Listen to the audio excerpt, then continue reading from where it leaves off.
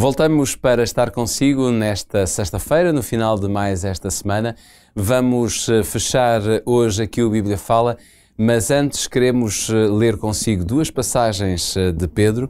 Queremos encerrar também este estudo que tivemos ao longo de 2-3 meses, cerca de 12, 13 lições por aí, em que nós pudemos, de alguma forma, ir perspectivando e, sobretudo, percebendo detalhe a detalhe a vida do apóstolo Pedro e aquilo que ele deixou para as suas igrejas e que se estendeu no tempo até nós.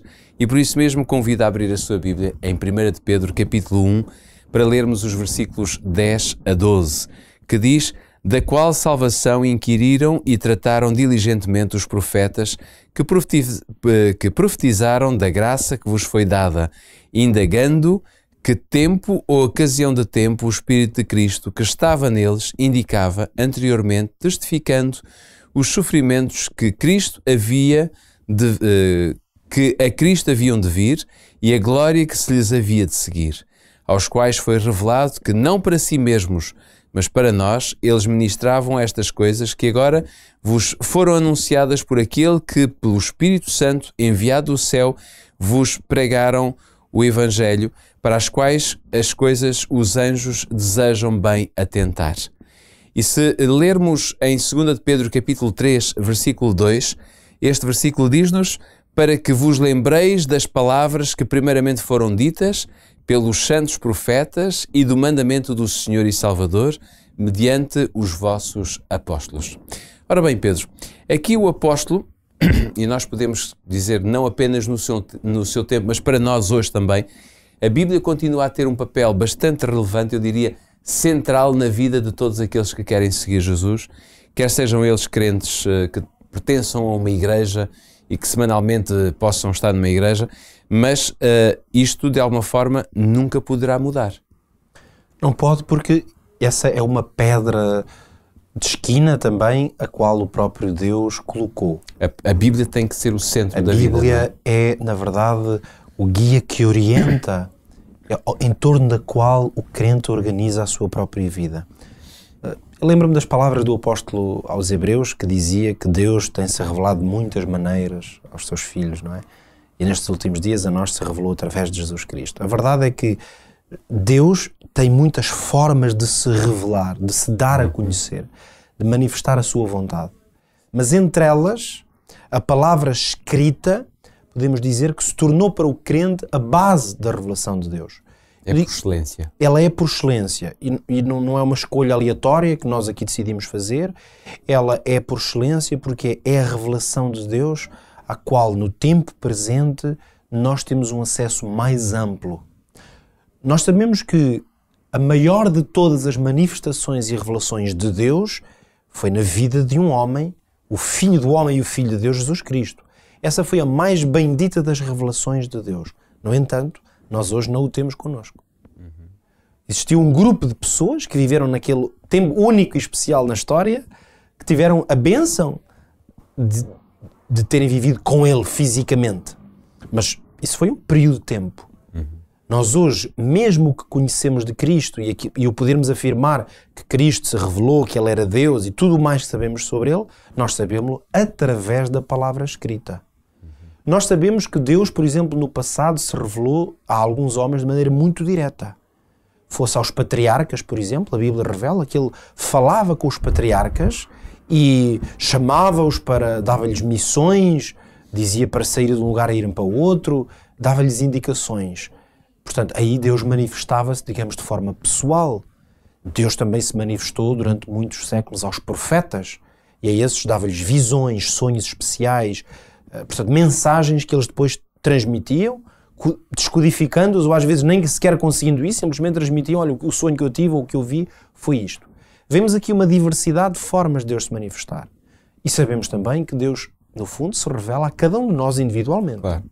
Até porque o seu Espírito Santo, sendo Deus, mas neste seu ministério único de trabalhar na pessoa do crente, ele tem esta capacidade divina de influenciar o nosso pensamento e de comunicar connosco. Aliás, a própria Bíblia diz, e Paulo refere muito bem, que nós somos a casa por excelência de Deus, quer dizer, somos a habitação, não é? Seria de alguma forma um contrassenso Deus querer viver connosco e não comunicar connosco, não era? Por isso ele tem que se revelar e comunicar. E pode fazê-lo a esse nível pessoal, através do seu espírito. No entanto, a sua palavra serve como suporte para todas estas coisas.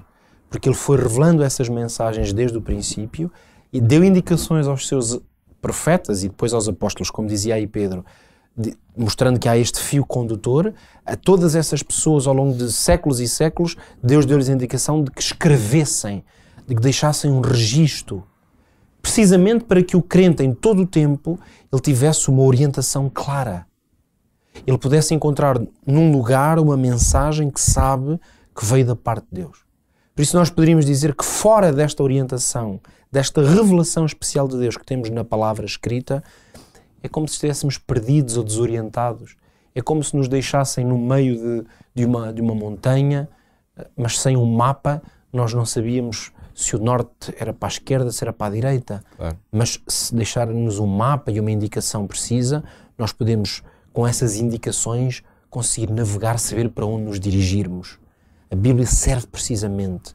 Por isso, este é um livro que tem que ser lido, é uma mensagem, no fundo, que tem que ser lida de forma séria, não leviana, Claro. de forma humilde, não prepotente, mas talvez, sobretudo, de forma coerente.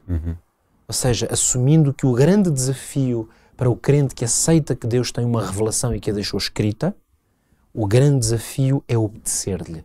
É aí que está a coerência entre saber, crer que a palavra é a inspiração de Deus, que foi dada aos homens porque Deus se quer dar a conhecer e a sua vontade, mas a seriedade, a coerência deste estudo é se nós estivermos dispostos a conformar a nossa vida com essa norma. Sobretudo quando isso toca, quem sabe, em interesses pessoais, em vontades. Mas é aí que vem o processo de fé, de ter fé, de saber que a vontade de Deus é melhor e mais importante que a minha. Por isso, nós também aprendemos com o apóstolo Pedro a confiar na palavra, a buscarmos orientar a nossa vida a partir daquilo que Deus nos ensinou e nela deixou registado.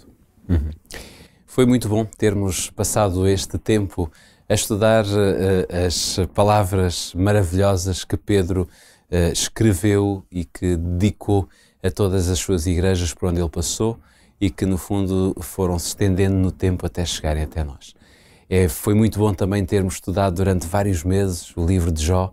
Enfim, se tivéssemos o cuidado de puxar a cassete atrás, como se costuma dizer, iríamos ver que foi bom sempre nós termos aberto a Bíblia e termos visto o que Deus inscreveu e o que Deus deixou para todos nós. Por isso, fica aqui o nosso muito obrigado, primeiramente a Deus, que nos ajudou a criarmos este programa durante mais de 2 anos e tal, que nós tivemos o privilégio de diariamente estar consigo, com o Bíblia Fala, sempre com o pastor Pedro Esteves, e para nós também é motivo de alegria podermos ter trabalhado com este colega e, de alguma forma, um homem da rádio, um homem da TV, que nos dá o privilégio de ter a sua presença, e também a si, que esteve durante todo este tempo ligado, enfim, e que nos dava o feedback que realmente o programa era um programa que vinha ao encontro das suas necessidades. Ora bem, o que é que eu quero dizer com isto?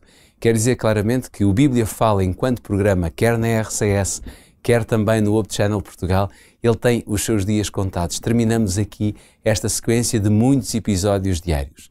Mas isto não significa que eu e o pastor Pedro Esteves nos vamos embora e deixamos de fazer este apontamento diário. Não, nós iremos continuar a estar consigo diariamente nestes 2 órgãos de comunicação, a Rádio RCS e também o Hope Channel Portugal. Iremos apenas mudar o formato deste programa, deixará de ser o Bíblia Fala e passará a ser Escola Bíblica, porque iremos formar um projeto em que, de alguma forma, é quase como se estivéssemos não numa escola, mas num ato de formação em que abertamente nós iremos falar da lição, iremos falar do sumário, iremos falar dos temas-chave.